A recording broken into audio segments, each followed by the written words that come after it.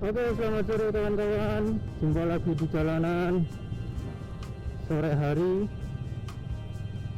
Ini tanggal 2 Agustus, hari terakhir PPKM perpanjangan, yang mana kita masih misterius nih, nanti PPKM mau dilanjutkan atau tidak. Ya, entah diperpanjang, kemungkinan sih diperpanjang tetap. Kalau melihat kasus yang masih belum turun secara signifikan, ya masih sekitar di angka 30.000, dan kemudian yang meninggal masih di atas 1.000. Ini sungguh masih tinggi angka ini. Jadi prediksi saya tetap masih dilanjutkan, nah, mungkin dengan relaksasi, jadi levelnya diturunkan. Kemarin kan PPKM darurat atau PPKM level 4, kemungkinan nanti akan diturunkan, entah PPKM level 3 atau level 2. Ya kita lihat aja nanti pengumumannya seperti apa. Ya memang apa namanya, dalam memutuskan ini memang sangat complicated, ya sangat kebingungan menurut saya pemerintah itu, mana kebijakan yang harus diambil, karena antara nyawa seorang, ya nyawa rakyat, dan keadaan ekonomi ya sangat pentingnya. Tapi ini loh, justru ya, PPKM ini membuka kedok banyak hal, terutama terkait kebernegaraan kita, kebangsaan kita, ya. Itu banyak dibuka kedoknya oleh salah satunya ya kepemimpinan, ya. Bagaimana leadership seorang pemimpin, ya entah itu presiden, entah itu gubernur, menteri, dan lain seterusnya, itu dibutuhkan sebenarnya kepiawaian dalam memimpin di era pandemi seperti ini, ya. Karena kan kedok orang itu akan, kedok seseorang, sesuatu itu akan kelihatan ketika mendapatkan tekanan, kan gitu teorinya. Karena kelihatan, saya tidak mau menjustifikasi oke atau enggak ya kedoknya, ya kepimpinannya, ya bisa dinilai sendiri lah seperti apa. Nah, selain itu, kedok yang ingin saya bahas ini yang bisa dibongkar oleh COVID-19 ini adalah terkait kondisi tingkat kesejahteraan rakyat Indonesia, warga negara Indonesia. Kita sebenarnya dalam kasus COVID-19 ini sudah punya kebijakan yang jelas yang sudah diatur dalam undang-undang, yakni karantina wilayah. Kalau salah UU nomor 6 tahunnya saya lupa, intinya tentang karantina wilayah. Dalam UU itu sebenarnya sudah diatur bagaimana ketika wabah melanda Indonesia, gitu ya. Salah satunya adalah dengan karantina wilayah, dengan catatan ketika karantina wilayah itu dilakukan, negara wajib mengcover, ya, wajib bertanggung jawab terhadap kebutuhan pokok, kebutuhan hidup warga negaranya. Karantina wilayah ini tidak diambil kebijakan ini, justru negara atau pemerintah ya mengambil kebijakan lain seperti PSBB, PPKM, ya, dengan level-levelnya, dengan nama-nama berapanya, gitu ya. Dia ingin menghindari menggunakan karantina wilayah. Karena apa? Karena negara tidak punya uang ternyata. Ini kedok yang terbuka, ya. Sehingga negara itu nggak punya uang untuk biaya hidup rakyat Indonesia, negara Indonesia, rakyat Indonesia ini nggak punya uang. Terus akhirnya yang apa adalah bukan karantina wilayah, gitu. Nah, dalam kondisi seperti ini akhirnya terbuka juga kedok yang lain, karena akhirnya bukan karantina wilayah yang diambil, sehingga terjadi penolakan, ya. bagaimanapun ketika itu bukan karantina wilayah, tetap pembatasan sosial itu pasti akan terjadi di beberapa kondisi dan beberapa titik gitu ya, yang mana juga akan berakibat terhadap rakyat atau warga negara yang mana mata pencaharian itu tergantung dari aktivitas keseharian di luar rumah ataupun di luar ruangan gitu ya, seperti pedagang dan lain sebagainya, yang mana sehingga ketika kebijakan itu diambil walaupun itu bukan karantina wilayah, ya pendapatan mereka juga akan terganggu. Pendapatan mereka itu tergantung dari pendapatan harian. Ya ketika ini dilaksanakan juga banyak orang yang merasa keberatan karena pendapatannya berkurang.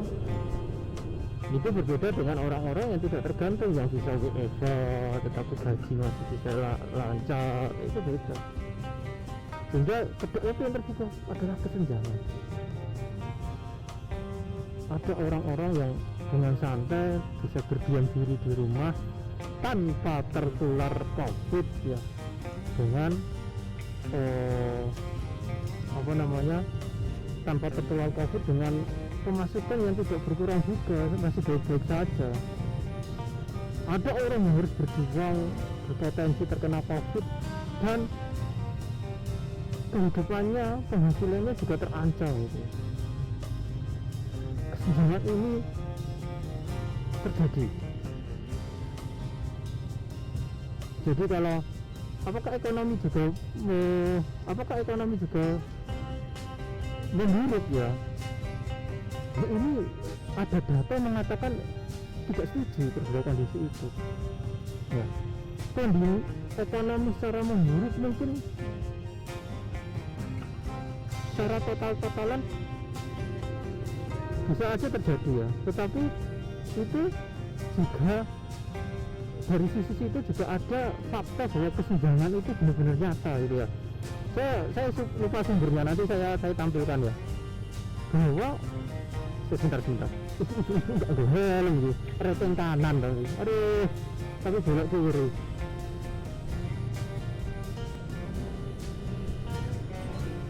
Sampai mana tadi ya? Lupa.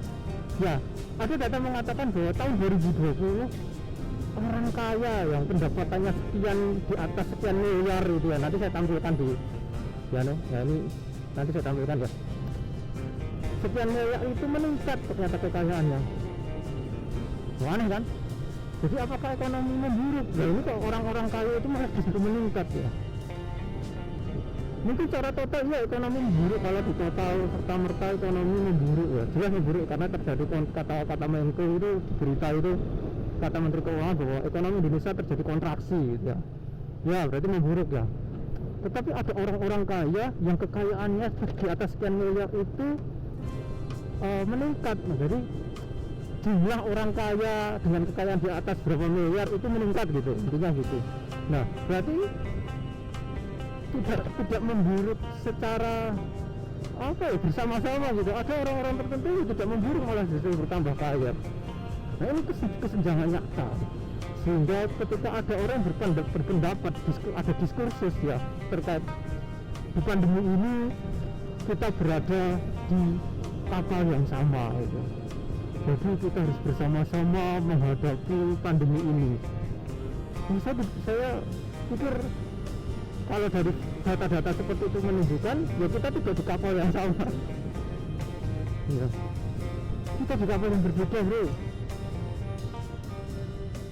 Mungkin kita menghadapi badai yang sama, mungkin kita menghadapi lautan yang sama, tapi jelas kita tidak berada dalam kapal yang sama, kita berada dalam kapal yang berbeda. Kita tidak berada di kapal yang sama. Ada yang mungkin dalam menghadapi lautan ini, lautan COVID ini, badai COVID ini, ada yang mungkin bisa naik dengan kapal pesiar, ada yang mungkin dengan kapal yang rusak, compang-camping, bocor sana bocor sini, yang mungkin sebentar lagi tenggelam. Atau mungkin cukup kapal sederhana namun cukup perlengkapannya, ada pelampung, ada skoci dan lain sebagainya, sehingga relatif aman. Ada juga mungkin justru bukan kapal, malah perahu atau skoci gitu. kalau kita ingin menganggap kita apa aduh dapat jalan-jalan coy nah coy ini ada tambal-tambal jalan karena jalannya cukup buat tanggul. Aduh sampai mana tadi ya. Sehingga kalau kita menganggap kita kapal yang sama ya harusnya ada suatu langkah ya, langkah yang lain bahwa dalam menghadapi apa yang diperlukan gitu ya, apa yang diperlukan biar kita itu menjadi kapal yang sama kan gitu ya. Kalau memang harapannya kita itu di kapal yang sama adalah solidaritas ya. Agar kita bisa berada di kapal yang sama, agar kita bisa menghadapi ini secara bersama-sama. Hal yang perlu apa dibutuhkan, hal yang dibutuhkan adalah solidaritas. Solidaritas ini sifatnya harus luas, tidak hanya suatu area kecil untuk kabupaten atau desa RT gitu ya, kabupaten, harus satu negara, bahkan saat global. Solidaritas itu harus global agar kita bisa dikatakan bahwa dalam menghadapi ini kita berada di kapal yang sama. Maksudnya gimana solidaritas gitu ya? Ya jadi itu kesenjangan itu harus dilupakan, bahkan harus kalau bisa jangan dilupakan, dihapus. Ketimpangan itu harus dihapus. Nah, solidaritas ya, yang kaya yang monggo sisihkan, itu tuh hanya menyisihkan sedikit harta mereka itu banyak, sisihkanlah yang banyak untuk membantu menanggulangi pandemi ini. Solidaritas ya, untuk dari yang kaya ke miskin. Kalau tingkatnya regional atau global, di sesama negara ini juga harus bekerja sama, terutama dalam vaksin. Selain vaksin ya jelas pangan ini ya.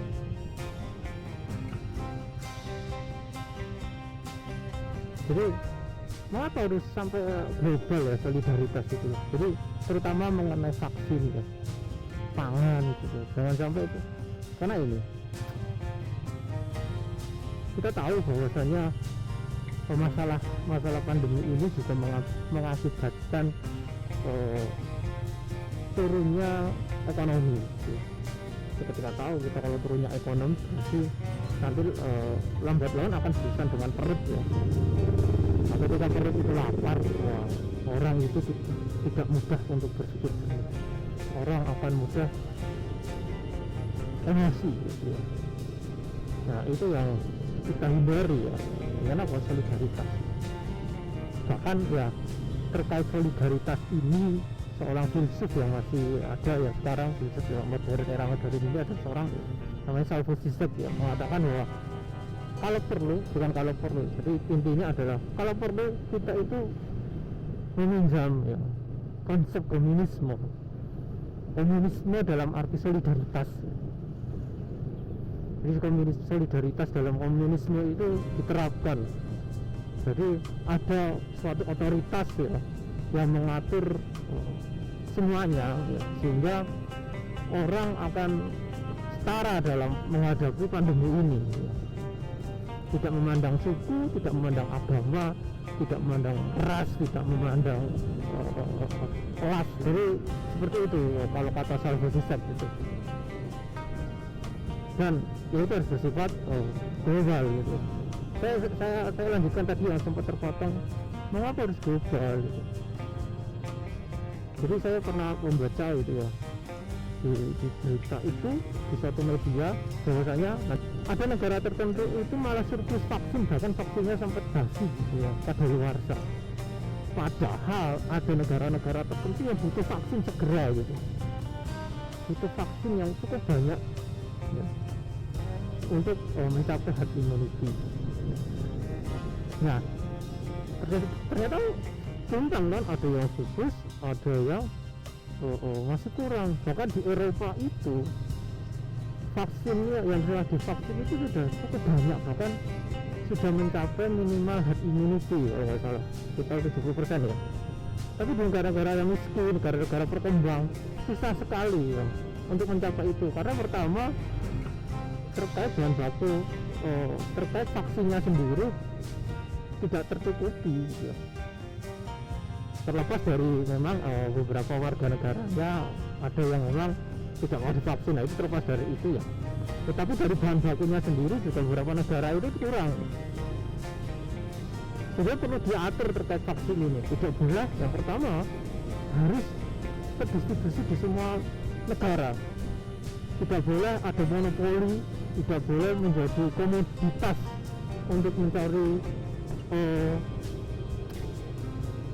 kekayaan ya. Jadi harus ada yang mengatur itu. Yang mengatur siapa? Harusnya PBB atau WHO. Mengatur dengan ketat, tidak hanya mengatur secara apa ya, himbauan. Harus dia mengatur seperti itu. Jadi kalau herd immunity itu tidak serentak ya. Nah kalau tidak waktunya itu terlalu lama, virus ini punya kesempatan untuk bermutasi. Ya kalau mutasinya virus menjadi semakin lemah gitu ya. Bagaimana kalau mutasinya malah semakin bahaya? Ya, mutasinya semakin infeksius, semakin cepat menular ya. Mutasinya akan berbahaya, sehingga kalau itu bahkan kalau mutasinya menjadi spesies yang baru, menjadi novel coronavirus yang baru, bukan SARS-CoV-2, mungkin SARS-CoV-3 ya akhirnya. Jadi bukan varian ya, jadi sudah jadi spesies baru lah. Itu mah akhirnya vaksin itu tidak berguna. Jadi perlu solidaritas global dalam menghadapi pandemi ini. Tidak bisa dilawan hanya secara negara regional, harus kompak. Karena kalau kita tadi terkait vaksin, contohnya adalah karena herd immunity secara global tidak terpenuhi secara cepat, ada ketimpangan di regional tertentu, di negara yang sudah, di negara tertentu tidak, terus di negara yang belum herd immunity kasus besar sehingga potensi mutasi ada, terus mutasi terjadi spesies baru. Ya lambat laun juga dia akan menyebar ke negara lain, sehingga yang dimutasi itu, yang dimutasi sudah divaksin tidak akan berguna. Itu. Jadi harus ada solidaritas tuh. Ya maka daripada itu COVID tadi juga banyak kedok ya, juga banyak realita. Yang mana realita itu tidak terlalu banyak, realita yang tidak terlalu menggembirakan. Tidak hanya itu tadi ya, tidak hanya ketimpangan, tidak hanya terkait kepemimpinan, banyak realita yang terbuka oleh pandemi ini. Tapi tidak saya akan bahas semua, mungkin akan dibahas di lain waktu. Seperti itu ya, harapannya semua orang bisa bersolidaritas sekecil mungkin terhadap kondisi seperti ini.